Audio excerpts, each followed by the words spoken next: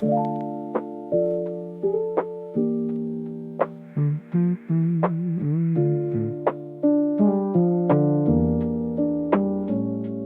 rust on the ceiling of this room I've been in too long, and the rust has been spreading since when I first noticed it forming in the corner up there. Now it's half of the ceiling and I'm still in my chair. Rust on the ceiling, that's my view from below. Rust on the ceiling, that's the only thing I know about what's happening above me, about what's slowly giving way. Rust on the ceiling is the headline of my day.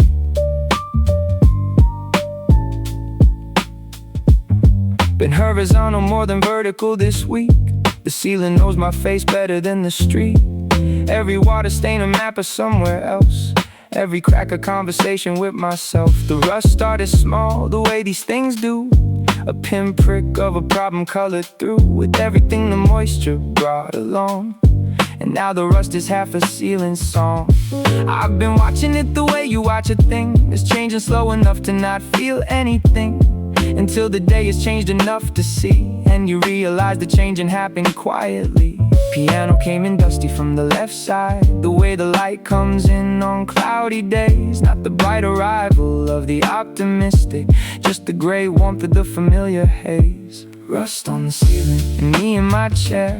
Rust on the ceiling, and I'm still down here. The room has been decaying at a pace that matches something happening inside this phase. Rust on the ceiling, let it spread, let it go. Rust on the ceiling, there's a beauty in the slow deterioration of the things we hold. Rust on the ceiling, it's just the room growing old. Hey. Called the landlord once and then forgot to follow up the way I always stop. Short of fixing things that need the fix, I live inside the unresolved and the mix of what I should do and what I actually do, which is mostly stare and let the rust accrue. More territory on the ceiling overhead, while I accumulate more things unsaid. Base walked underneath the heavy feeling, not trying to lift it, just to hold it still. The low end of a room that's slowly yielding to the weight of what it took to get uphill. I've named the rust formation on the right. It looks like something that I lost that night. I'm not gonna tell you what it looks like. Some things you keep inside the room and light. Rust on the ceiling, and me in my chair. Rust on the ceiling, and I'm still down here. The room has been decaying at a pace that matches something happening inside this phase. Rust on the ceiling, let it spread, let it go.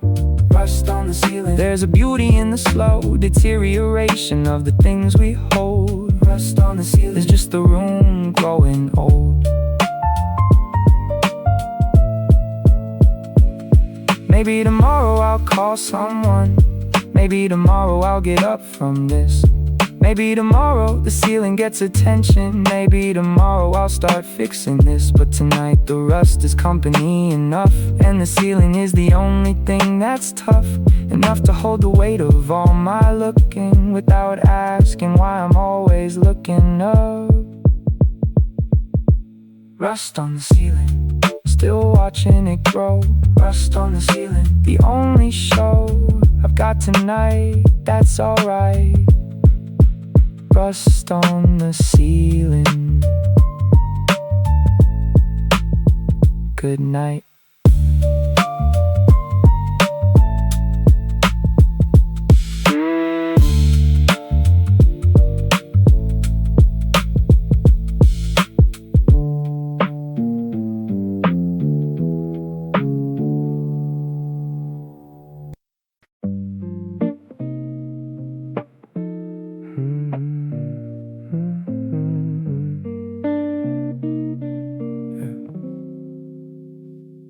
Three missed calls from the same number. I watched them come in one by one, each one sitting on the screen like a question I wasn't ready yet to answer or to run. First one came in at 7:30. I was in the room but let it go. Second one at 8 and I was still there. Third one at 11 and I know that's the kind of 3 that means it's something. Not the casual kind of reaching out, 3 calls in one evening from one person. Is someone working through a kind of doubt about whether I'm still here or still reachable, about whether I've become the kind of ghost that picks up for the world but not the people who need the version of me that matters most. 3 missed calls, I watched them come. 3 missed calls, I didn't run, I just stayed still and watched the screen light up. 3 missed calls, and I still didn't pick up. And I don't know what that says about me, or what I'm afraid the call might free. 3 missed calls, sitting in my history. The voicemail is the length of something real, not the short one that's just checking in. It's the 3-minute kind that someone leaves when they've decided to let the honest in. I haven't played it and it's been a week. The notification sits below my apps, and I scroll past it like it isn't there, like the voicemail is one of those small traps that I've been very carefully avoiding. All the ways that people try to reach, the open doors I walk past without entering, the hands extended just outside my reach. Jazz guitar came in like unanswered things, the notes that hang without a resolution, not the tidy ending of a finished song, but the open chord of my own constitution. 3 missed calls, I watched them come. 3 missed calls, I didn't run, I just stayed still and watched the screen light up. 3 missed calls, and I still didn't pick up.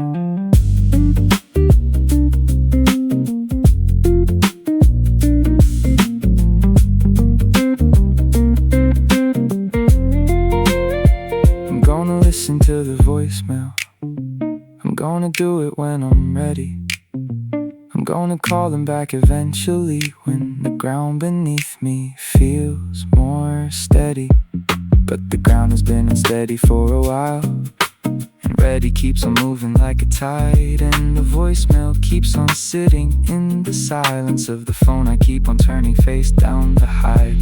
3 missed calls from someone who still tries. 3 missed calls, and I'm still getting by without the conversation that they're offering. I don't know why, I don't know why. 3 missed calls, I'm sorry.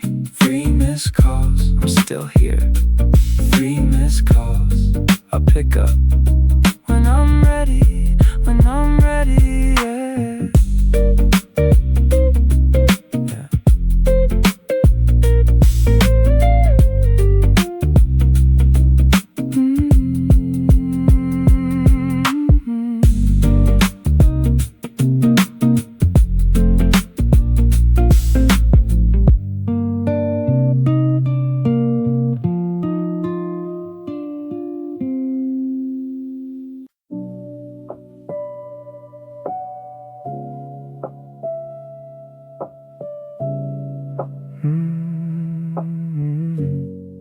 Dark water all around me, can't tell which way is up.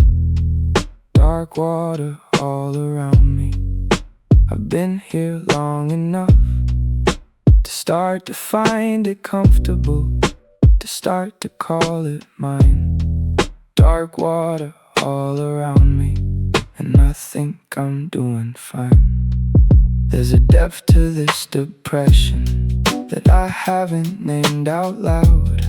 I've been living somewhere under, in the dark below the cloud. The dark water is not violent, it's just heavy and it's cold. And it's been the kind of constant that a body learns to hold. Learn to hold my breath in longer, learn to move with less resistance, learn to navigate the dark the way you learn to navigate the distance between the person that you show them and the one that's underneath. The dark water version of yourself is the one that doesn't breathe. Piano came in from the deep end, not the surface kind of sound, just the pressure and the impatience of a note that's going down. Dark water surrounding, dark water all around, dark water compounding, dark water not the sound. Nobody on the surface knows how deep the dark goes. Dark water surrounding, and the surface doesn't know. I've been sending up the signals in the ways I noticing, subtle ones that can be missed if you're not looking for the end of the sentences I'm starting and not finishing out loud. I've been sending up the signals, but they get lost in the crowd of all the normal surface living that makes it hard to see the dark water version of a person who looks fine apparently. Walking bass came in from somewhere low enough to feel the weight, the kind of note that understands the depth of running late on the surface, kind of living that was supposed to have started by now but hasn't yet arrived. The dark water broken hearted, dark water surround, the dark water all around, dark water compounding, dark water not the sound. Nobody on the surface knows how deep the dark goes. Dark water surrounding, and the surface doesn't know. I've been thinking about the surface, about the light that's up above, about the air and what it feels like, about the things I used to love before the water got so heavy, before the depth became my floor. I've been thinking about the surface like I think about before. Dark water is not permanent, I know this in the part of me that hasn't been submerged completely, the part that's still believing I can breathe. Dark water, I'm still here. Dark water, getting clear, one breath at a time. Dark water, still mine.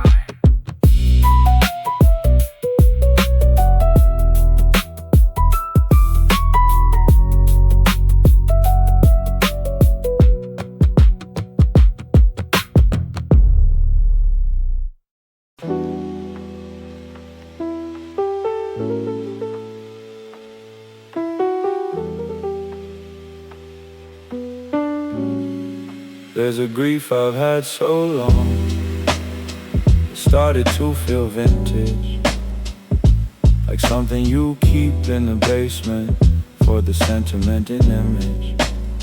Vintage grief is not the sharp kind, it's the settled and the slow, the kind you've had long enough to wonder if it's part of how you grow. I took it out the other night, the way you take out something stored. The smell of it was familiar, and I couldn't be ignored by what it had to say about the years I spent without it on display. Vintage grief has more to say the longer that it's been away. Vintage grief, I keep it in the basement of my chest. Vintage grief never really rests, it just grows quiet for a season and waits for the right song. Vintage grief, I've been carrying it so long that I can't tell if it's mine or if it's just the thing I've always worn. Vintage grief, I was born into the morning of the storm. The vintage grief I carry has a face attached to it, someone I loved in a previous version of the life I'd been in. And I thought I'd processed it, thought I'd done the work, but vintage grief just waits for the particular moment to hurt. It's way back to the surface, through a song or through a smell, through a Tuesday afternoon that's going particularly well. And the goodness of the Tuesday is the trigger for the grief, because the good things miss them too, and the good things need relief. Jazz piano came in low and patient, the way vintage grief arrived.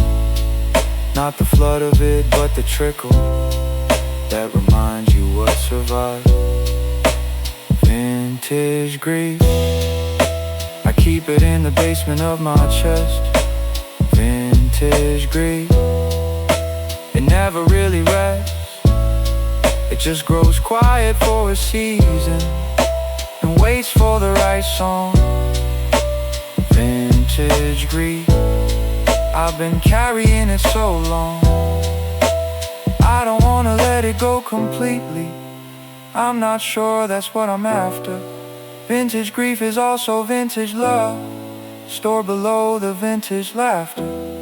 And to release the grief entirely would be to lose the love within it. And the love is worth the grief, and the grief is worth a minute of sitting with the vintage of it, of letting it be felt. Vintage grief is grief that's earned its texture from the years in which it's dwelt. Vintage grief, still mine. Vintage grief, still fine. Taking it out, sometimes it's okay. Vintage grief, here to stay.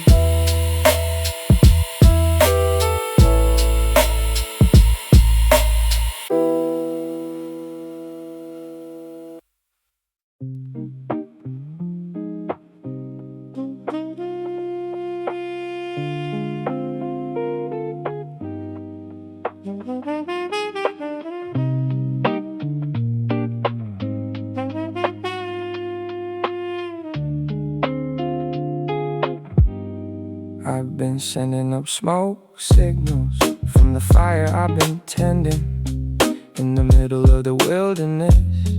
Nobody's been attending to the smoke that I've been rising, to the code I've been repeating. Smoke signals going upward, nobody's been reading. Learn the language of the indirect a long time back when direct felt too exposed. Every feeling came out sideways, and the sideways was the closest I could dose. So what was actually the matter, without the risk of what the matter meant, if said out loud to someone who was listening to what the matter said before it went back underground, where I would store it with the rest of everything unheard, and send a smoke signal instead, a carefully ambiguous word, or a joke that had a meaning, or a reference to a song, or a look that said the real thing to the people who were gone. Jazz guitar came in like a signal, winding through the air in search of ears that could read the specific frequency of what I've been transmitting through the years. Smoke signals rising, nobody reading. Smoke signals rising, the sky is receiving every word I couldn't say directly, every truth I couldn't say correctly. Smoke signals rising, still nobody's seeing.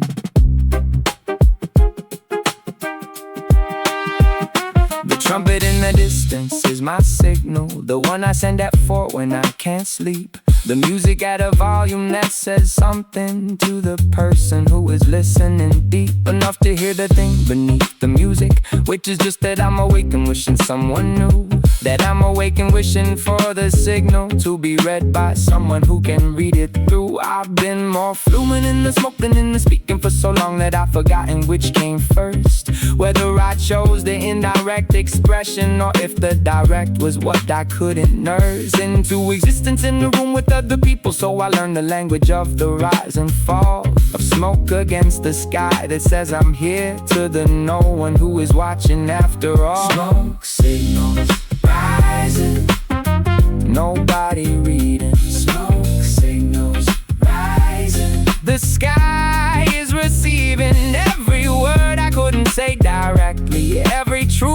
couldn't say correctly. Smoke signals rising, still nobody's seeing.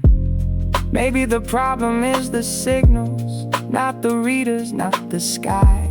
Maybe the signal needs to change its language, from the smoke to the direct. And why I'm here and I need someone. That's the signal without code. I'm here and I've been sending, but I've never sent it in the plain and open road of honest language in a room with someone who could actually respond. Smoke signals are for empty wildernesses, and I'm not sure I'm still beyond. Smoke signals still rising. Smoke signals still trying. One day, plain language. One day, but tonight, smoke signals still rising.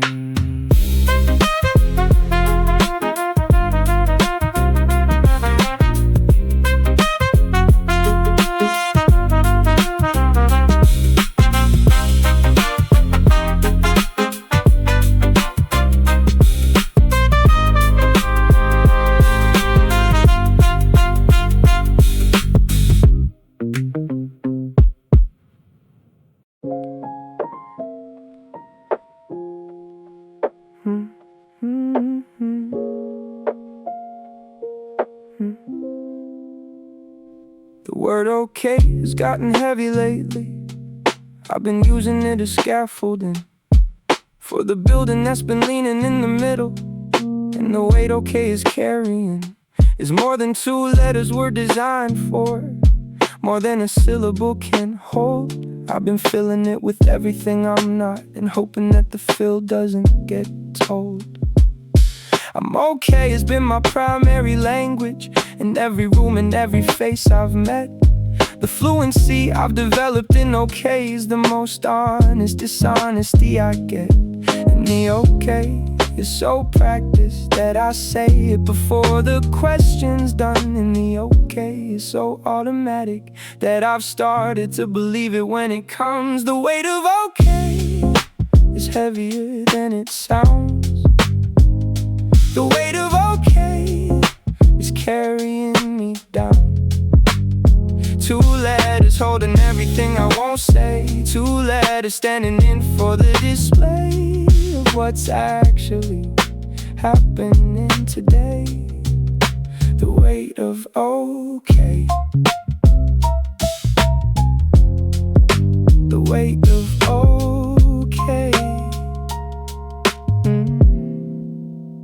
Someone asked me yesterday with eyes that were specifically looking for the truth, and I said okay so fast I felt it laying between us like a roof, going up between two people who could have talked about the rain, and instead one of them built a ceiling with the quick okay to seal the pain away from the conversation that was offered by the eyes that were specifically there.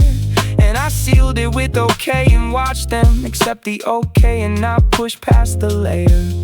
Piano came in with the weight of it, the held down chord of something unpressed, the particular sound of something offered that didn't get to do its honest best. The weight of okay is heavier than it sounds.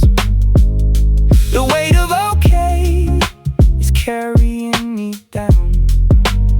Two letters holding everything I won't say. Two letters standing in for the display of what's actually happening today. The weight of okay. Oh, the weight of okay. The next time someone asks me with those eyes, I'm gonna try to let the okay rest. I'm gonna try to give them something truer, even if the truer is my honest mess. Not okay is not the failure of okay, it's just the honest version of the thing. And the weight of okay gets gets put down gently when you let the actual feeling ring. The weight of okay, setting it down. The weight of okay, touching the ground. Not okay today, and that's okay. The weight of okay, putting it away.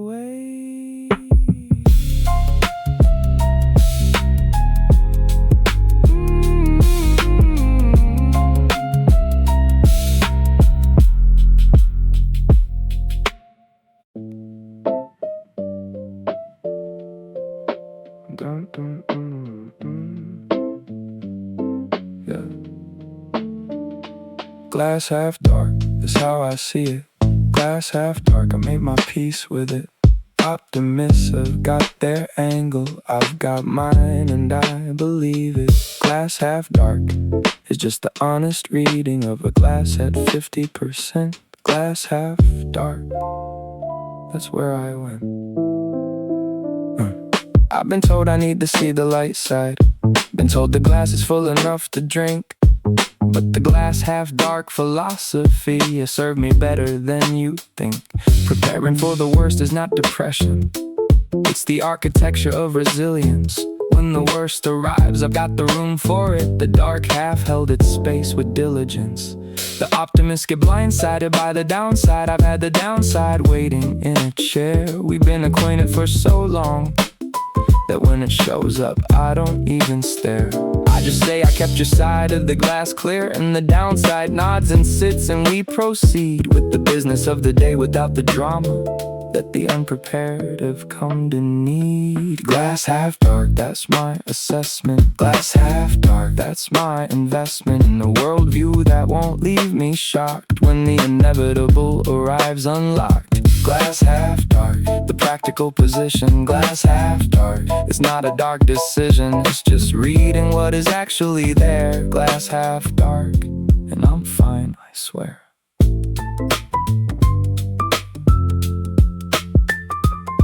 I've got a dry appreciation for the funny in the architecture of the worst case. How precisely what you feared would happen shows up wearing your exact predicted face. There's a comfort in the told you so of living, when the told you so was pointed at yourself. You predicted and it happened and you're ready, and the readiness is better than the shelf of strategies you'd need if you've been blindsided by the thing you'd seen but chose to call the light. Glass half dark prepared me for the landing. Glass half full just makes the landing a surprise. Piano came in with the dark appreciation for the humor in the minor key. It shows not tragic, just a knowing kind of minor, the one that grins a little as it goes. Glass half dark, that's my assessment. Glass half dark, that's my investment in a worldview that won't leave me shocked when the inevitable arrives unlocked. Glass half dark, the practical position. Glass half dark, it's not a dark decision.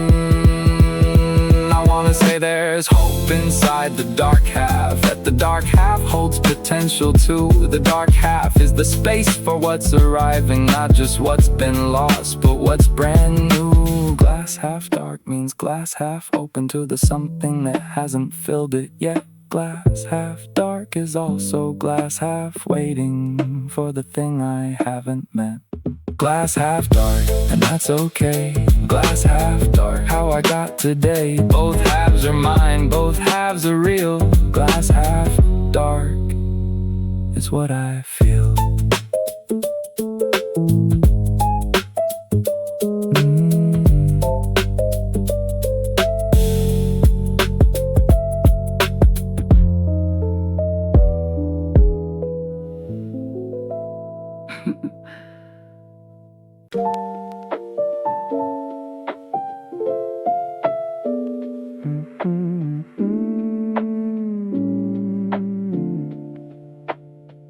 There's a Tuesday in December on repeat inside the part of me that keeps the archive of days that happen once but won't complete. The exit from the place where I survived.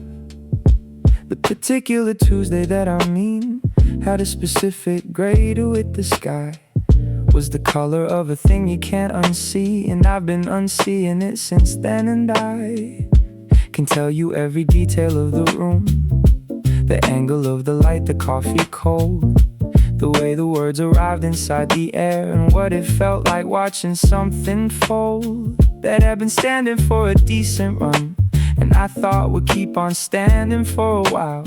But Tuesday in December had a different plan and collapsed the whole thing with a quiet smile. Tuesday in December, I've been here before.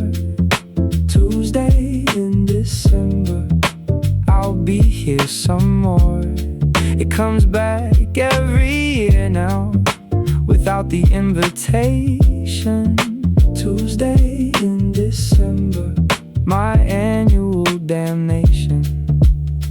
And I sit with it when it arrives, the way you sit with something that survived everything you try to use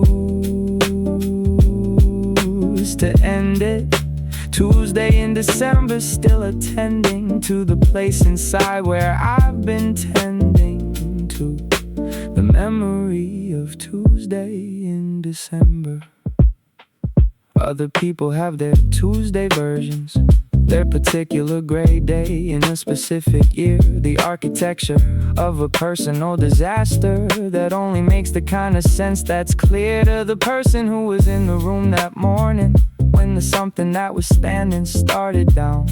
I've never told the full Tuesday story to anyone except this empty town of a song that I'm performing for the ceiling at 2 in the morning in December's air, when the Tuesday anniversary is circling and I need somewhere to put the weight of their piano came impatient and familiar, the way December always plays the same, slow and gray, and with the certain knowing that Tuesday comes regardless of the blame. Tuesday in December, I've been here before.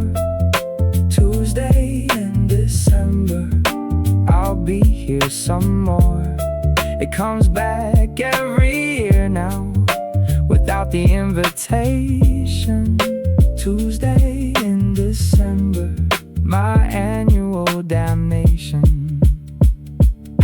I've been told to make a different memory for the Tuesday that I've given to the gray, to replace the architecture with a better day, and let the Tuesday be a different Tuesday. And maybe that's the project for this year, to find a Tuesday in December that is clear of the weight of what the previous one left, and start to fill the archive with a breath of something new inside the Tuesday space. A different light, a different kind of face. Tuesday in December doesn't have to be the same gray room repeating back at me. Tuesday in December, this year might be different. Tuesday in December, trying to let it be a different Tuesday. One day, be a different Tuesday. Yeah, one day.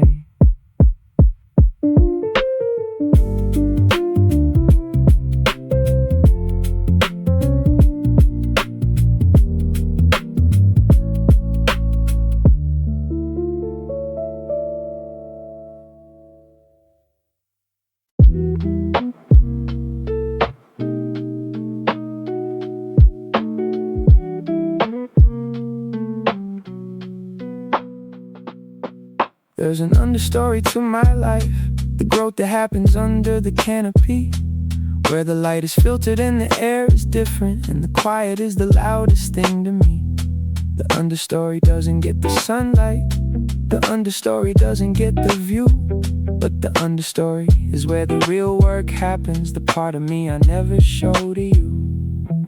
Everybody sees the canopy version, the top of it, the part that gets the sky, the bright leaves and the visible achievement, the things that make it easy to say why.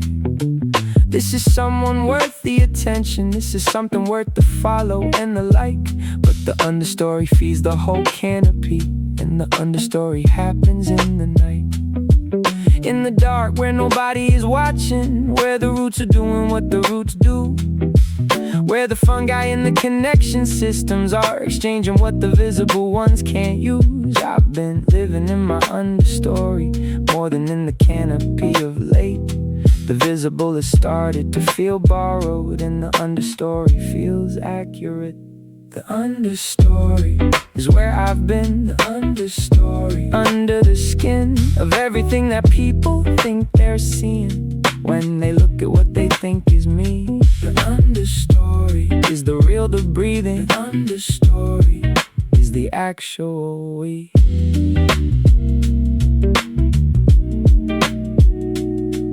There's a conversation in the understory that the surface never gets to hear.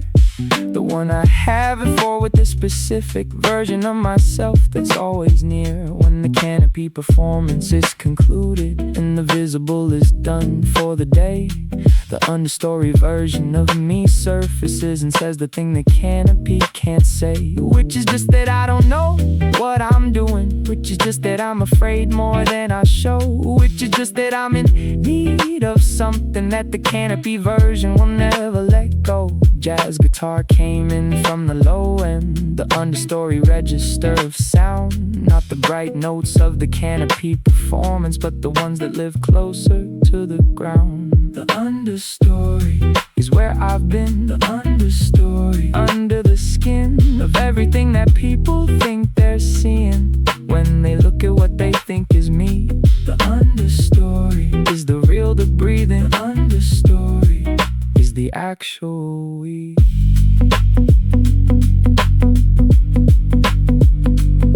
I wanna bring the understory upward, to integrate the dark with what is seen, to let the canopy know about the roots and let the roots know what the canopy means. Because the split between them is exhausting, because the performance of the surface isn't free, because the understory needs the sunlight too, and the canopy needs the ground beneath. The understory still here. The understory getting clear, bringing it up slowly. The understory into the light, slowly. Yeah.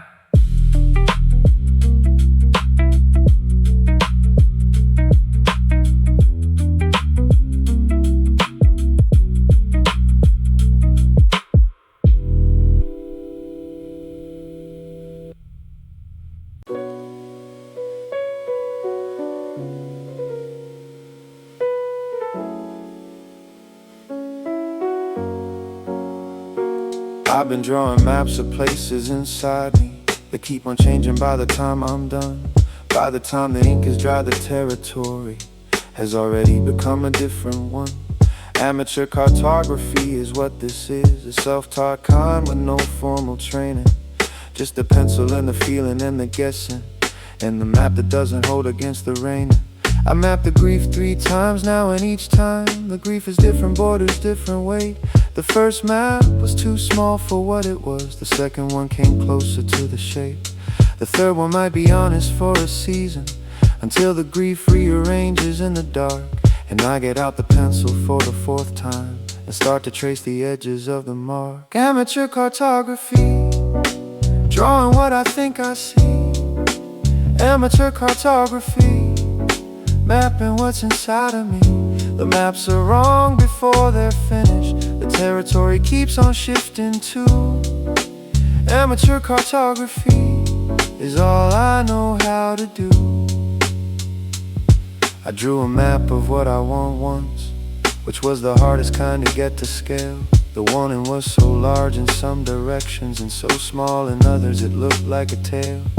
There couldn't be the same person's wanting, such different sizes on the same map. The wanting to be seen was vast and sprawling, the wanting to be alone left barely a gap. Piano came in with the scale problem, every note a slightly different size. than what the melody had been suggesting. Amateur piano for the amateur eyes. I gave the map to someone once who read it and handed it back without a word. Just a look that said the map made sense to them, and somehow that was everything I'd heard. Amateur cartography, drawing what I think I see. Amateur cartography, mapping what's inside of me. The maps are wrong before they're finished. The territory keeps on shifting too. Amateur cartography is all I know how to do. The professional cartographers of self are the ones who stop believing in the map. They've understood the territory is moving, and the drawing is the whole thing, and the gap between the map and where you actually are is not a failure of the cartography. It's just the honest distance between drawing and the living of the life inside the tree. Amateur cartography is the honest name for anyone who's trying to know themselves. The professionals gave up and bought the shell. The amateurs keep drawing because they still believe. Amateur cartography, still drawing. Amateur cartography, still knowing. The map is wrong, but the drawing's right. Amateur cartography tonight.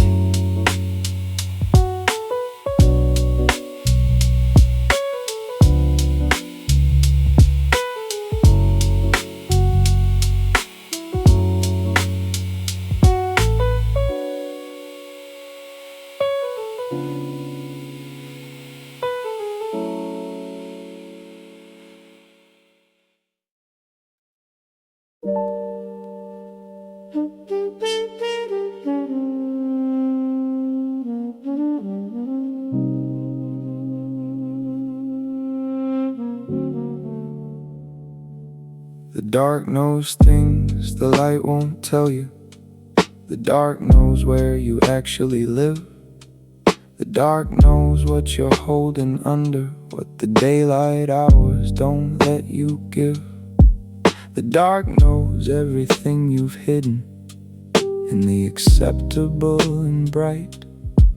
The dark knows who you are at 4 when the truth comes out at night. I've been a student of the dark for years, not the dangerous kind, just the honest one. The dark that comes when the performance ends and the day has finally done. What the dark knows first is that you're tired, not the polite kind, but the real, the kind that goes down to the cellular, the kind that the daylight can't conceal. What the dark knows second is what's missing, the specific shape of every absence there. The dark makes the outline of the gone things in the way that only dark and quiet can prepare. A space for what was lost to be acknowledged without the solution being asked. The dark is patient with the unresolved in the way the daylight rarely lasts. What the dark knows is more than I've admitted. What the dark knows is what the day omitted. Every truth that wouldn't fit the morning gets its hearing in the 4 a.m. What the dark knows might be everything. What the dark knows might be where I begin to understand the thing I've been avoiding, with the business of the bright and the routine. What the dark knows is exactly what I'm made of underneath the polished and the seen. The dark knows that the person I've been offering to the daytime world is edited for them. Not dishonest, just the selected version, the one that fits inside the diadem of what is acceptable and functional. The dark knows the rest of it remains and keeps a patient archive of the unshown, the raw material behind the frames. Trumpet came and muted in the darkness, the sound of something known but not displayed, the held back note of everything the daylight decided was too honest to have played. What the dark knows is not a condemnation of the daylight version that I give. It's just the fuller picture of the person that the dark provides a space to actually live. What the dark knows is more than I've admitted. What the dark knows is what the day omitted. Every truth that wouldn't fit the morning gets its hearing in the 4 a.m. What the dark knows might be everything. What the dark knows might be where I begin.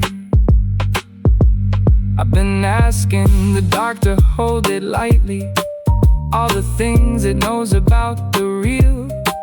And the dark has been a patient kind of keeper. The most honest thing I've come to feel is that the dark and I have an arrangement where the dark holds what the day can't take, and I visit when the performance is concluded, and the dark shows me what's at stake. What the dark knows, I'm listening. What the dark knows, I'm glistening with the truth of it, the real of it. What the dark knows, how it feels.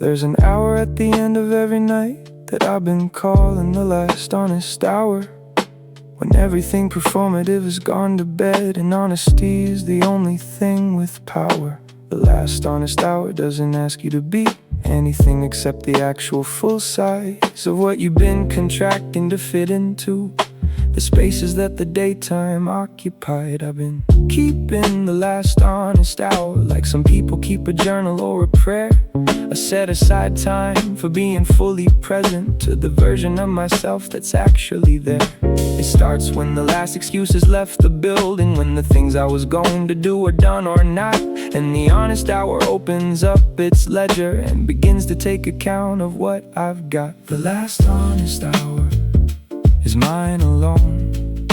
The last honest hour is coming home to the self that doesn't need to be adjusted for the comfort of the room or of the crowd. The last honest hour is the only time I'm allowed to be exactly what the daylight couldn't hold.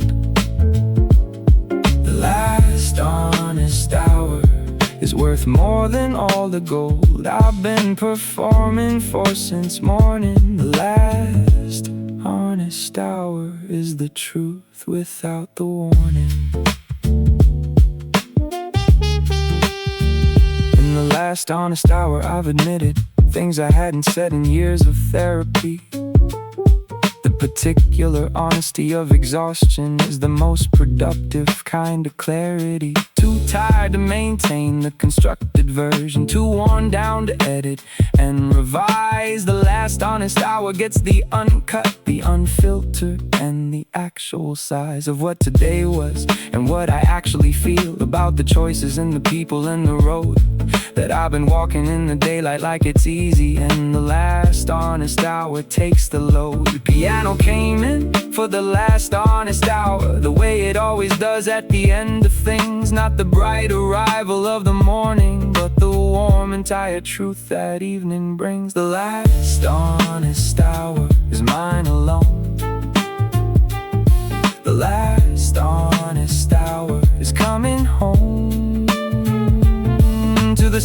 that doesn't need to be adjusted for the comfort of the room or of the crowd. The last honest hour is the only time I'm allowed to be exactly what the daylight couldn't hold. The last honest hour's worth more than all the gold.